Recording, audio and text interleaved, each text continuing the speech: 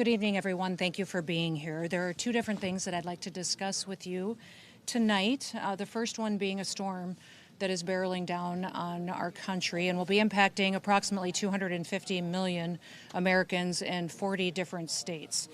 We've been working together here at the FEMA headquarters and have opened our National Response Coordination Center and are working with local and state authorities to make sure that we're getting individuals and communities pre-deployed resources that they may need and also preparing them for the upcoming days, which will significantly impact them and their citizens.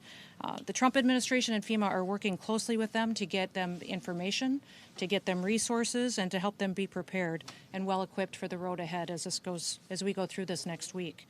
But before I take any questions and give more details on the storm and its impact, I do want to address the tragic situation that we saw in Minneapolis today that unfolded on the streets. It occurred with DHS law enforcement as they carried out their lawful duties to keep Americans safe in the threat of criminal illegal aliens in this country. At 9:05 a.m. Central Time, the Department of Homeland Security law enforcement officials and officers were conducting targeted operations in Minneapolis against an illegal alien whose criminal history included domestic assault with intentionally inflicting bodily harm, disorderly conduct, and driving without a valid license. An individual approached U.S. Border Patrol officers with a 9mm semi-automatic handgun. The officers attempted to disarm this individual, but the armed suspect reacted violently.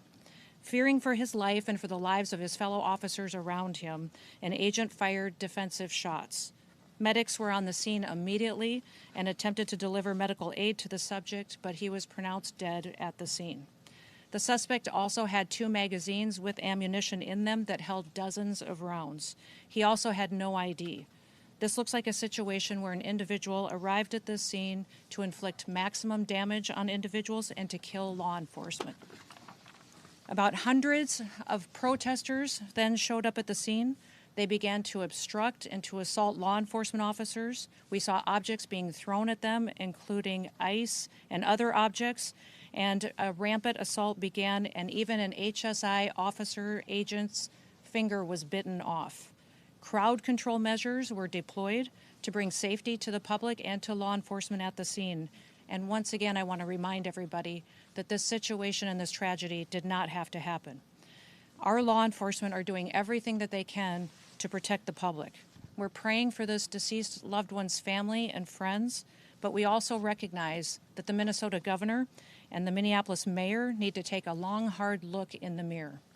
They need to evaluate their rhetoric, their conversations, and their encouragement of such violence against our citizens and our law enforcement officers.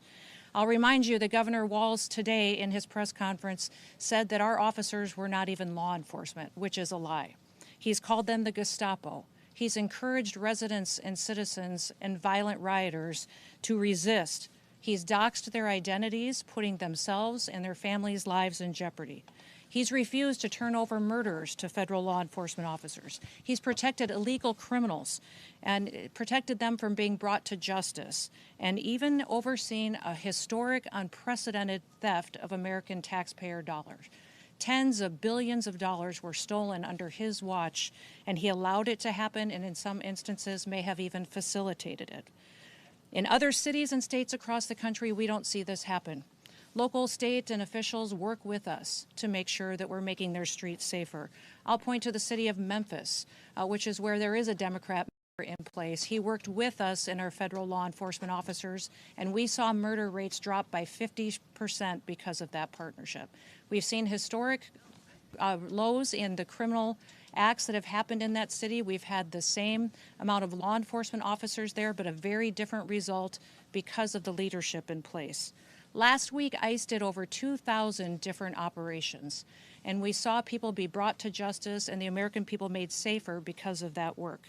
We don't have this problem in Texas or in Florida because those individuals in those states work with us, and they make sure that they keep peace and calm while they bring criminals to justice. In Minneapolis, Governor Walz and Mayor Frey, they instead choose violence. They instead choose to encourage the destruction of their city and the crime against their people. It appears that they want this lawlessness to continue. It appears that they want chaos to distract from the theft and the fraud and the corruption of their city. I'll remind you that this city has been corrupt for years with what we've seen with people that have been stealing taxpayer money, all under the leadership of Governor Walz and Mayor Frey. I'm asking for all the authorities in Minneapolis and the leaders to work with us, and there are two things that we have repeatedly asked the governor and the mayor to do. Number one, all we want them to do is that when they are going to release a dangerous criminal from their jails, turn them over to us so we can get them out of this country as soon as possible. Since we have been back in the White House with President Trump's leadership, they have released over 490 criminals onto their streets rather than allow us to get them out of the country to keep families safe. The second thing that we have asked the governor and the mayor to do is to help us keep people safe. Just give us backup on the streets while we do our targeted operations to get illegal criminals out of our country, and then we wouldn't have to be there facing these types of situations that we face with violent rioters who are impacting and attacking our law enforcement officers. That's all. Those are the two requests that we've asked of them. We've asked them to help us do that so that we can continue to see success in Minneapolis like we see in so many other cities and communities across the country.